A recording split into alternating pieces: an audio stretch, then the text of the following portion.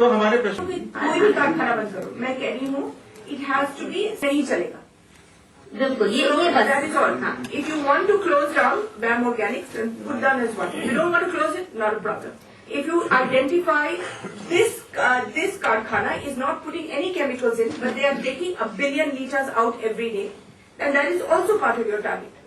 But I'm saying specify who you are going to attack. Give it to Jairam as a timeline. Say ये करना है, ये वाली बांध को हम माफ कर देंगे क्योंकि बन चुका है, ये वाली बांध को get out होना है. Do you understand? I'm just saying, you decide what you want. इसी सेंटेंस के साथ मुझे लगता है please try to understand she gave you illustrative examples कि आप फोकस करिए अर्जुन की तीर की तरह। जब तक आपका निशाना किसी एक बिंदु पे नहीं है जो ट्रिगर ऑफ करेगा 10 और आपके लिए विक्ट्रीज।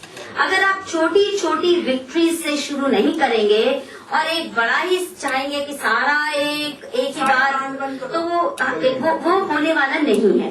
और आप में भी ताकत तभी आएगी जब छोटी विक्ट्रीज आपको एक्यूमुलेट मिलेंगी और बड़ी लड़ाई अपने आप उसमें से बड़ी बनती जाएगी। और दूसरा जो कहते हैं कि जनता को शामिल करना है, मास मूवमेंट, लोग वगैरह, तो उन्हीं का वही है कि अगर आप दो व्यक्ति को फुल टाइम ये विजिलेंस का काम देंगे, उनके आसपास लोग जुड़ेंगे ही जुड़ेंगे।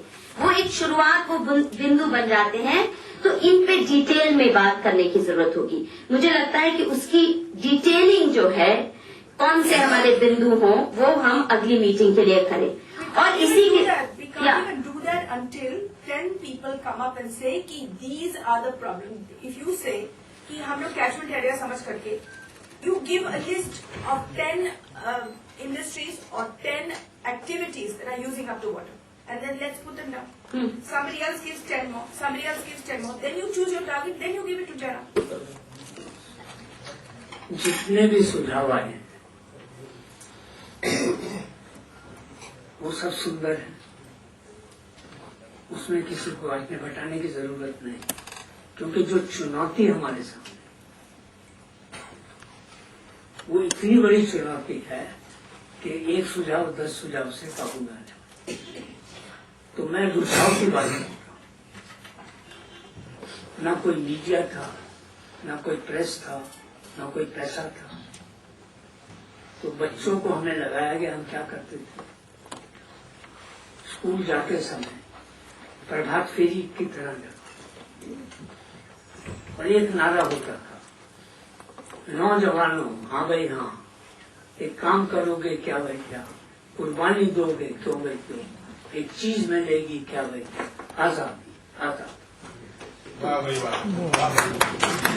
जिन गलियों से हम जाते थे उसमें बड़े लोग आवाज सुनते ही खड़े हो जाते थे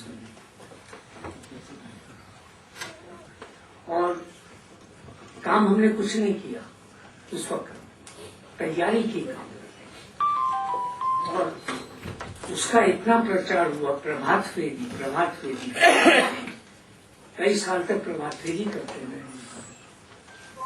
तो उसको कम नहीं समझना चाहिए कि इसका जो पहली गंगा एक्शन प्लान कमेटी थी स्वामीनाथन, मैं उसका मेंबर रहा और मैंने देखा कि वो कैसे विफल हुई। तो ये जो जोर है कि सरकार को तैयार करो, सरकार कुछ करे, वो करिए, मैं उसको मना नहीं करूंगा, लेकिन समाज को तैयार